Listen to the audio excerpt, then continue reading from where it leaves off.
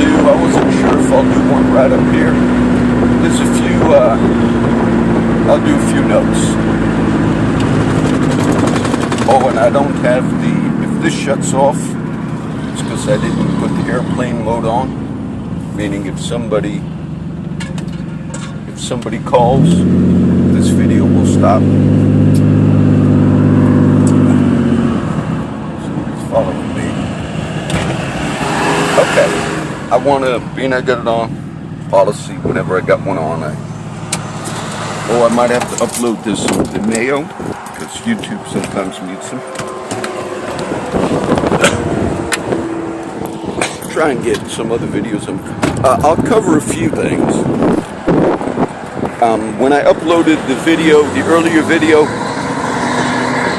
I have a friend of mine, Jesse. And Jesse's a friend of mine. Sometimes I ride the four-wheelers and quads with my son-in-law and Jesse and all. I hope you'll be able to hear this.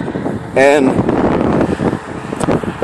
when I upload, I don't read a lot on Facebook, but when I upload, whatever happens, you know, if some of my friends post and something goes up, I'll see that real quick. So my friend Jesse has his stepdaughter that had a case that he's been commenting on somewhat in Nueces County. And the case is the stepfather is accused of molesting the child. And I met the mother and Amy, and they're nice people. And I even did a little prayer thing for Amy once. I believe her name's Amy.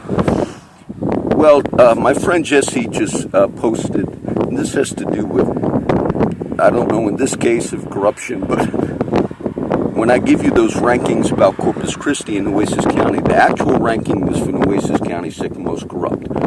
Jesse was upset, and I saw that on the post earlier, because the prosecutor, now you have a new DA by the name of Mark Gonzalez, but the prosecutor contacted Jesse after this case was going through the court system now for, I guess, a couple years or a year and a half, and they said they're going to drop all the charges against the stepfather. Now Jesse's very upset, and he wrote the part I read in the post. In the old DA, who was Mark Skirka, you had cases, and these were reported, which in a normal county, these things would be considered like crimes that the local Nueces County prosecutors and things they engaged in. I mentioned a lot of these cases, Hannah Overton and others. You had something also, one of the CCPD officers, maybe within the last 8 months, in one of the cases, went before a judge. The judge was Guy Williams. And that CCPD officer pled the fifth. He wasn't on trial. He's part of the investigation team, the people that go collect guns if you report a gun missing or stolen.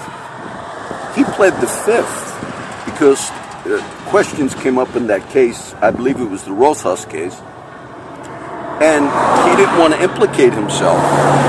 So he pled the fifth. When you plead the fifth and you are not you're not a defense, you're actually part of the detectives, the DA, and so forth. What that tells you is there's some problems.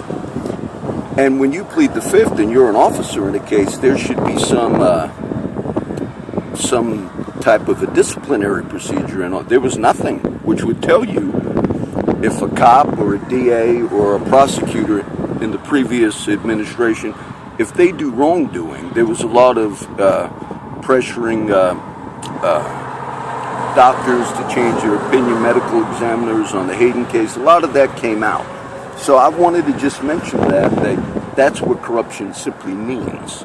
Corruption means you could take money from people that might have had charges against them, and people within a corrupt county might just take cash. And now I'm not sure of this whole situation with my friend Jesse, and I don't know a whole lot about the family of the man who's accused and so forth.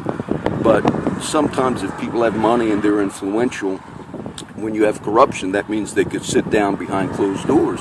It doesn't mean the prosecutor, whoever's prosecuting the case, is part of it, but it could come from someone else, the higher ups, that this case is going to get dropped. In the case of my son-in-law's gun, the lady cop that sent the letter notice to my daughter and son-in-law probably didn't know, but the officer just probably told her, this is a closed case.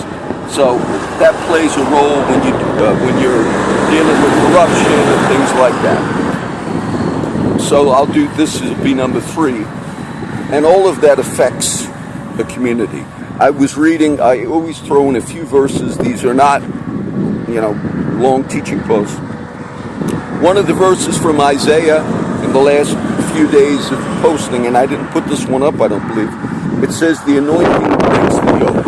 Now, many Christians, a lot of charismatics, but that applies to all of us. And the anointing is the Spirit of God upon us. But if you look at that, also in context of that chapter of Isaiah, it's the anointing upon the church that also breaks the yoke of bondage in an area, in a region, and you begin speaking truth under the anointing, and then that will begin to have an effect.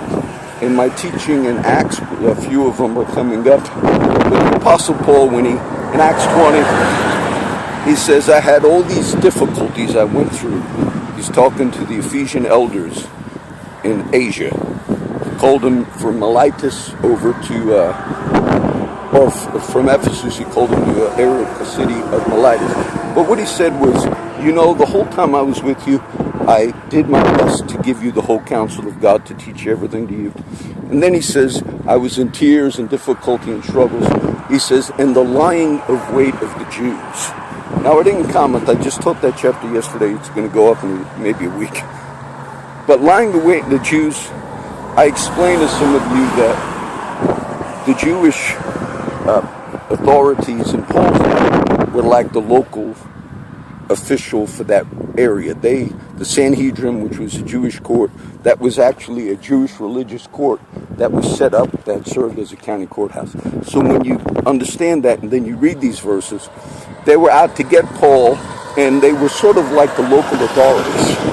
And so when you read a verse, plus the lying the weight of the Jews, what that meant was they were always seeking to trap him.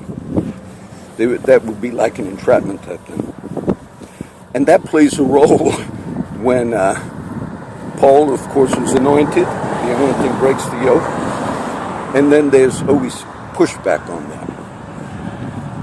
I did want to comment, I don't know for sure in my friend Jesse's case if this played any role, but when people see cases, if you're personally involved in something like my friend Jesse, and then things happen that you think don't make sense, like the lady whose son died at that sporting event in Corpus Christi, and then later she got the official report that the cop wrote, and he lied on the report because he wasn't at the scene. He was supposed to be there, so to cover up.